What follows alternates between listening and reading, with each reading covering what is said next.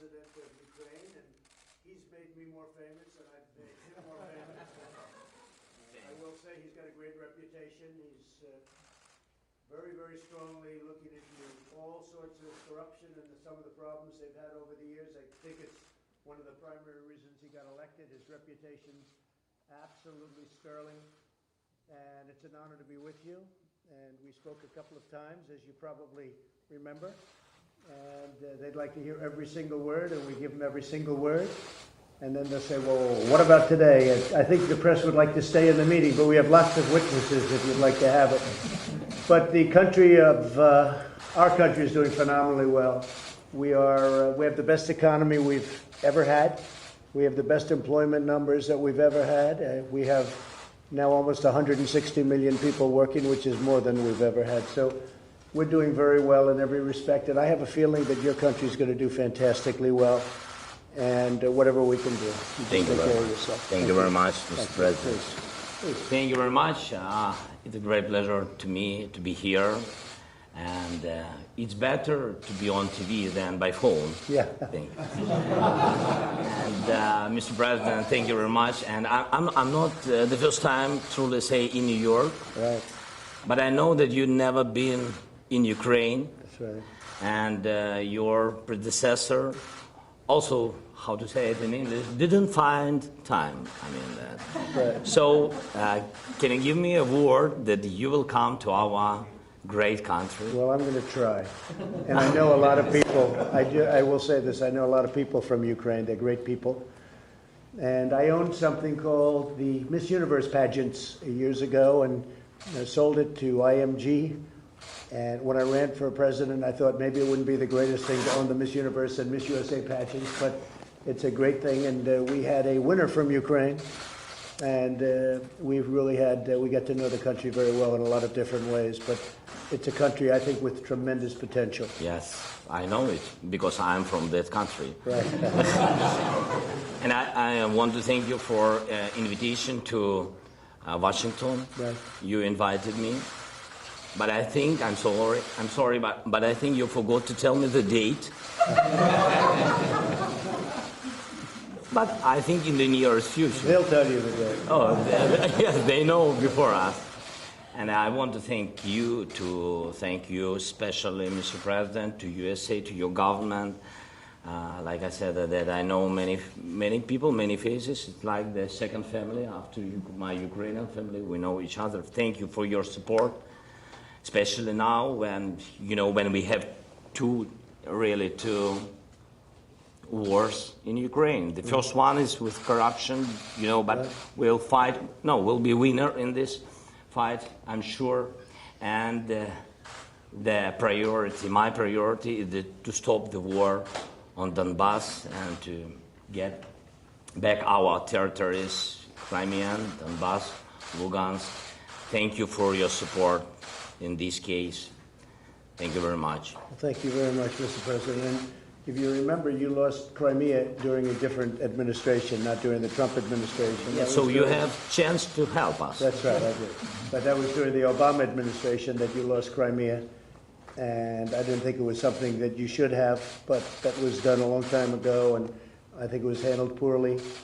But it's just one of those things. One of the elements that we discussed is the United States helps Ukraine, but I think that other countries should help Ukraine much more than they're doing. Germany, France, the European Union nations, they really should help you a lot more. And I think maybe together we'll work on that. They have to feel a little bit guilty about it because they don't do what they should be doing. You're very important to the European Union. You're very important, strategically very important, and I think they should spend a lot more in helping Ukraine. And they know that also, and they actually tell me that, but they don't seem to produce. So I'm sure you'll talk to them, and I'll certainly be talking to them. Thank you very much, Mr. President. Now I want to tell you that we now load the new country. And I'm sorry, but we don't need help. We need support, real support. And we thanks everybody. I think all of the European countries which help us. But we also want to have more. But I understand. So only together, America and EU, only together we can stop the war. And you know, we are ready. We just want to tell that we are. Remember that we are the biggest country in Europe, but we want to be the richest one. It's true. It's in my heart. Well, you know, you have great people in Ukraine, and you have very talented people in terms of manufacturing, in terms of some of the things they do.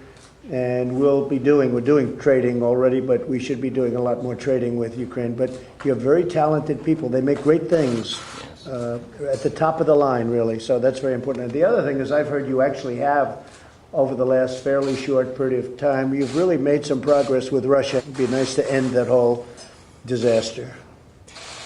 First of all, I want to tell you, before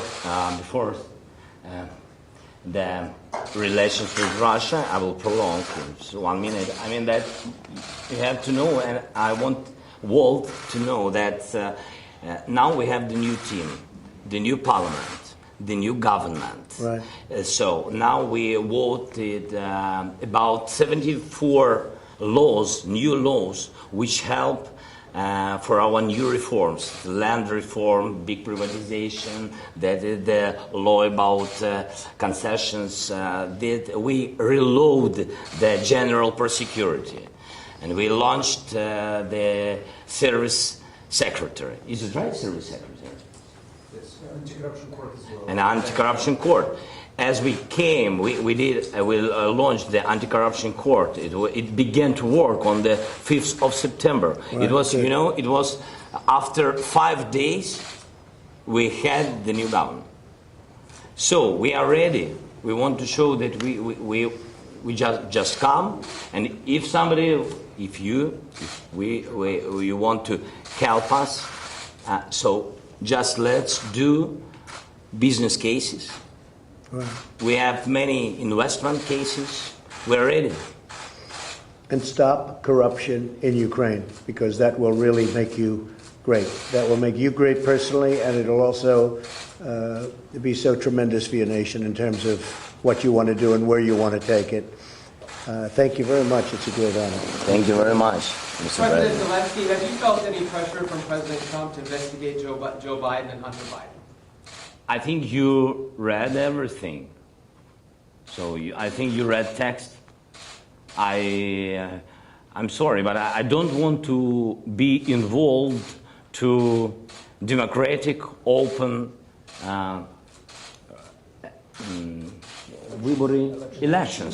elections of USA.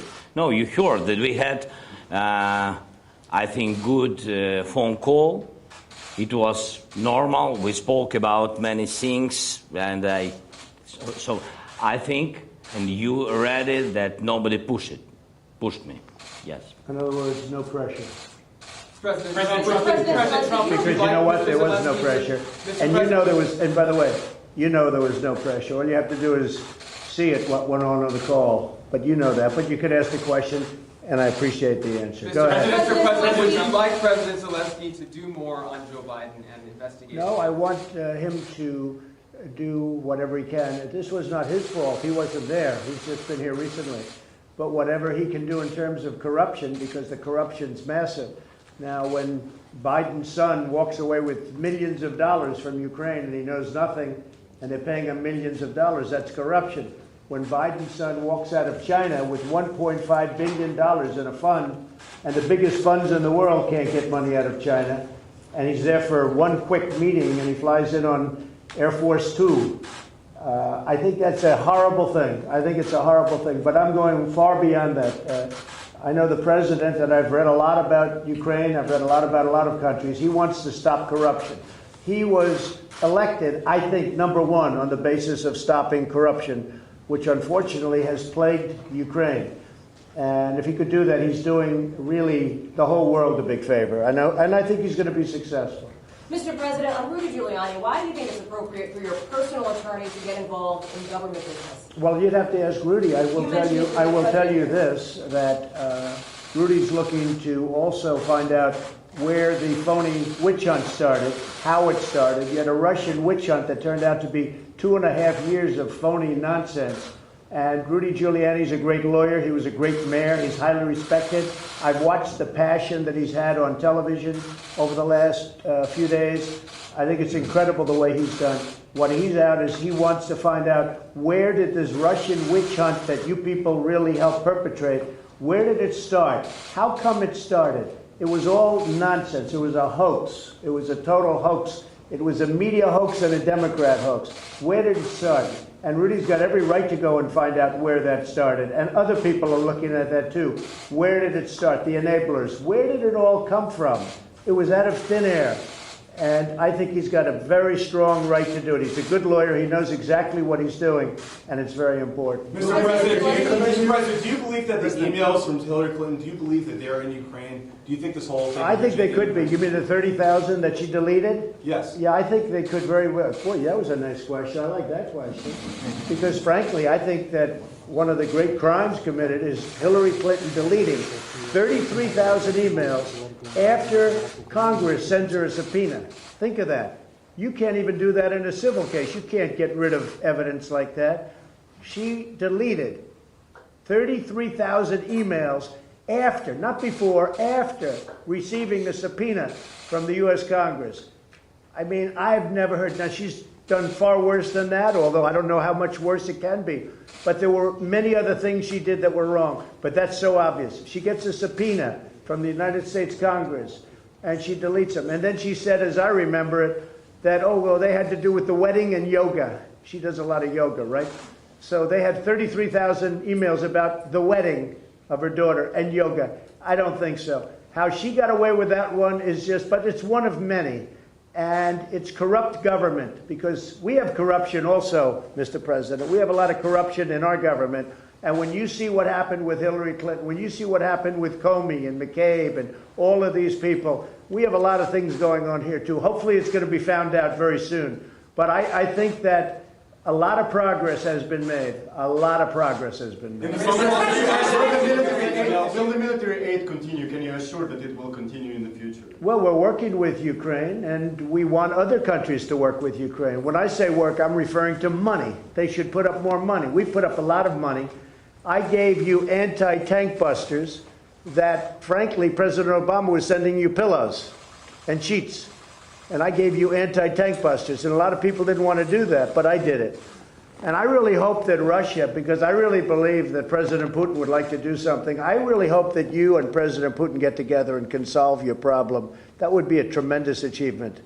And I know you're trying to do that. President, did you ask the House in Speaker the to find phone call, you said that you would look into Joe Biden. You would ask your prosecutor to look into the matter. Have you had that conversation? Well, I think, no, I haven't, but I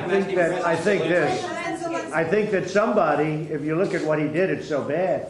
Where his son, he goes to China, he walks away with $1.5 billion. He goes to Ukraine and he walks away with $50,000 a month and a lot of money in addition to that. And the whole thing with the prosecutor in Ukraine.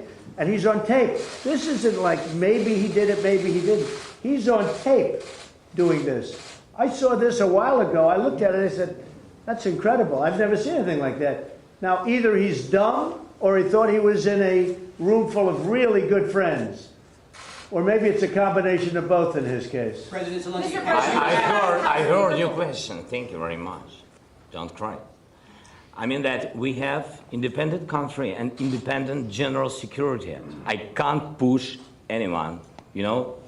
That's it. That is the question. That is the answer. So I didn't call somebody or the new general security. I didn't ask him. I didn't push him. That's it. Do you feel obligated to fulfill your promises to President Trump? Sorry. Ви почуваєтеся У мене немає. Дякую.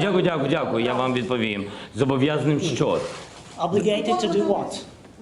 А зобов'язаним про що? Я нікому нічого не винен. Ви всі розумієте. Україна... Ви двічі, принаймні, казали, що ви будете розслідувати те розслідування. Я сказав, що ми готові розслідувати. Україна незалежна країна і Генеральна прокуратура. Ви самі знаєте, у нас новий Руслан Рябошапка, дуже гарна, чесна людина. Ви знаєте, західний із освітою, із західним досвідом.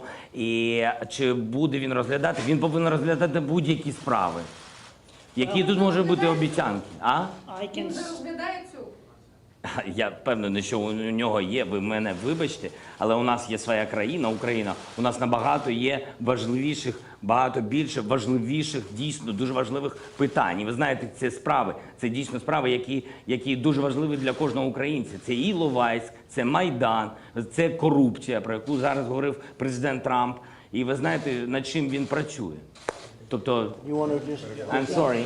Concerning the investigation, actually, I want to underscore that Ukraine is an independent country. We have a new prosecutor general in Ukraine, a highly professional man with a Western education and history to investigate any case he considers and deems appropriate. Well, we have many more issues to care about and to tackle. We have Ilovaisk, we have Maidan, we have corruption cases, as President Trump rightly mentioned about that. So we know what to do and we know where to go, what to tackle. President Trump, was it fair to ask the Attorney General to be involved in this matter? Go ahead. President Zelensky. Did you ask House Speaker Nancy Pelosi to find a way out of impeachment yesterday? Not at all, no. Look, she's lost her way. She's been taken over by the radical left.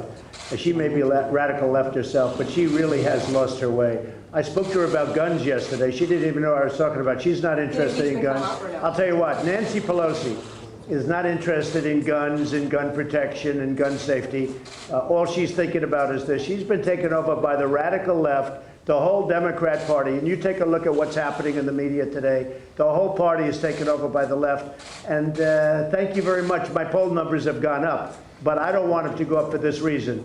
When they look and when you see what's happening, people are really angry at Democrats. They're really angry at the Democrat Party. And things like, as an example, drug pricing, getting drugs down, things like gun safety, infrastructure. The Democrats can't talk about that because they've been taken over by a radical group of people. And Nancy Pelosi, as far as I'm concerned, unfortunately, she's no longer the Speaker of the House. Thank you very much, everybody. President Trump, is it appropriate to ask the Attorney General to be involved?